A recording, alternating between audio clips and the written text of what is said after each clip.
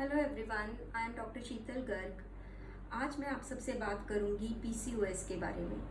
PCOS यानी polycystic ovarian syndrome एक lifestyle disorder है और एक मेटाबॉलिक और हार्मोनल कंडीशन है जो कि काफ़ी कॉमन है आजकल यंग गर्ल्स में और फीमेल्स में ऑफ रिप्रोडक्टिव एज। आजकल हर 5 में से एक लड़की को पीसीओएस की समस्या है। सिम्टम्स की अगर मैं बात करूं तो इसमें गर्ल्स के पीरियड्स इरेगुलर होने लगते हैं बिकॉज ऑफ जैसे कि डिलेड पीरियड्स या फिर no periods and that is because of anovulation. इसके अलावा एक्सेस फेशियल हेयर, एक्नी की समस्या होने लगती है, बाल पतले होने लगते हैं, हेयर फॉल होने लगता है और वेट गेन काफ़ी ज़्यादा हो जाता है। और जब हम अल्ट्रासाउंड करवाते हैं तो उसमें ओवरी में मल्टीपल सिस्ट्स जो हैं वो देखी जा सकती हैं। अब हम देखेंगे कि पीसीओएस के कारण क्या हैं। तो पीसीओएस का मेन कारण होता है हार्मोनल इम्बैलेंस का होना, जिसमें कि लड़कियों के शरीर में मेल हार्मोन एंड्रोजन का स्तर का बढ़ जाना, और दूसरा मेन कारण होता है इंसुलिन रेजिस्टेंस का होना। इंसुलिन जो होता है वो एक प्रकार का हार्मोन होता है जो हमारी बॉडी में पैनक्रियास के द्वारा निर्मित किया जाता है और जिसका मेन काम होता है शरीर में ग्लूकोज को डिफरेंट सेल्स तक पहुंचाना। और जब इंसुलिन रेजिस्टेंस हो जाती है तो उसमें ऐसे में ग्लूकोज का लेवल ब्लड में बढ़ जाता है, जिसकी वजह से फिर हार्मोनल जो एंड्रोजन हार्मोन है उसका भी स्तर बढ़ जाता है और फिर ओव्यूलेशन में दिक्कत आती है। इसको थोड़ा समझ लेते हैं। जैसे गर्ल्स के ओवरी में हर महीने एक एग बनता है जो कि फॉलिकल नामक एक छोटी सी थैली में रहता है, और जब ये एग मैच्योर हो जाता है तो ये थैली तोड़कर यूट्रस में आ जाता है जो कि गर्भधारण के लिए उपयुक्त होता है। लेकिन क्या होता है, पीसीओएस में मल्टीपल सिस्ट्स होती हैं, मल्टीपल फॉलिकल्स होने की वजह से जो एक भी एग जो है वो ओवरी में वो मैच्योर नहीं हो पाता, और जिससे सारे जो फॉलिकल्स हैं वो ओवरी में ही रह जाते हैं और धीरे धीरे ओवरी का जो साइज है वो बढ़ने लगता है और ये एक गांठ का रूप ले लेते हैं धीरे धीरे, और जिससे जो है ओवरी में फिर इन्फ्लामेशन भी हो जाती है और सूजन भी आ जाती है। तो इस प्रकार ओव्यूलेशन का प्रोसेस ठीक से ना होने की वजह से फिर गर्ल्स को बाद में जो है वो कंसीविंग में भी प्रॉब्लम आ सकती है। दूसरा और अगर कारणों की मैं बात करूं पीसीओएस के, तो हेरिडिटरी और एनवायरमेंटल फैक्टर्स भी रिस्पॉन्सिबल होते हैं। फॉर एग्जांपल, अगर मदर और सिस्टर को पीसीओएस की हिस्ट्री है तो उन केसेस में इसके होने की संभावना अधिक रहती है। और पीसीओएस के लिए तीसरा जो मेन कारण है वो माना जाता है सेडेंट्री लाइफस्टाइल का होना, जिसमें कि गर्ल्स की में फिजिकल एक्टिविटी का बहुत कम होना, स्ट्रेस अधिक लेना और बाहर का खाना जो है वो अधिक खाना, जंक फूड का सेवन अधिक करना।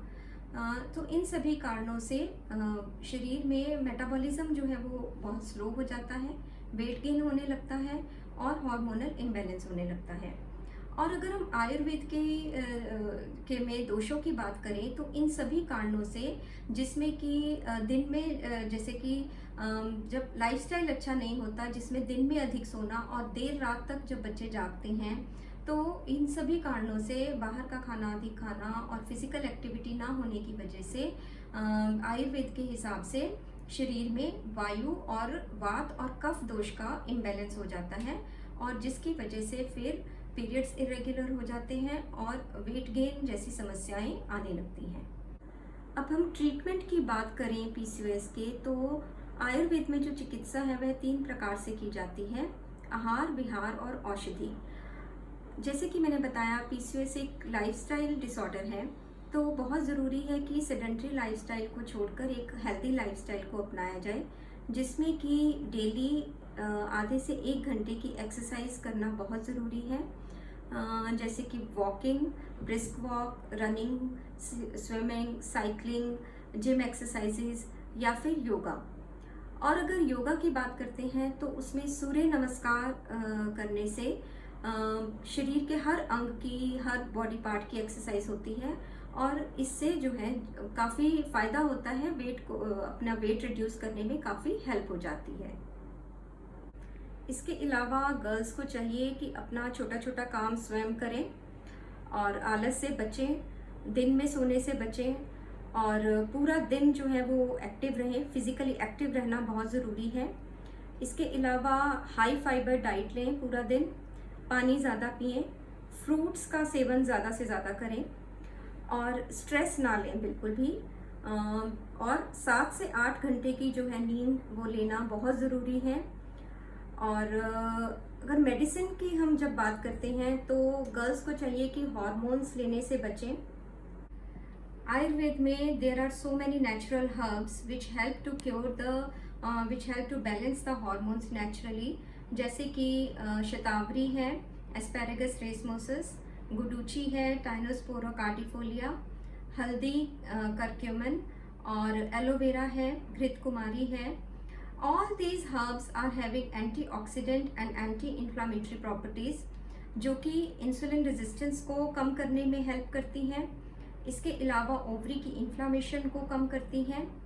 फिर हमारे पास त्रिफला है आयुर्वेद में, which is given to metabolism को जो हेल्प करता है, बॉडी वेट को, बेली वेट को कम करने में काफ़ी हेल्प करता है त्रिफला। उसका नियमित रूप से अगर प्रयोग किया जाता है तो काफ़ी वेट रिड्यूस करने में गर्ल्स को काफ़ी हेल्प करता है। इसके अलावा हम कचनार गुकुल यूज़ करते हैं जो कि सिस्ट पर काम करती है। और पीरियड्स को रेगुलेट करने के लिए भी बहुत सारी हर्ब्स हैं, जैसे अशोका है, दशमूल है, अश्वगंधा, शतपुष्पा है, लोथरा है। तो इस प्रकार एंड में मैं यही कहना चाहती हूँ कि PCOS के सिम्टम्स के लिए गर्ल्स को केमिकल्स और हार्मोन्स का यूज़ नहीं करना चाहिए और इसके सिम्टम्स को हम नेचुरली क्योर कर सकते हैं by having a healthy lifestyle. अपना थोड़ा सा लाइफस्टाइल चेंज करें और आयुर्वेदिक मेडिसिन का यूज़ करें। तो thank you very much all of you for listening to me. नमस्कार।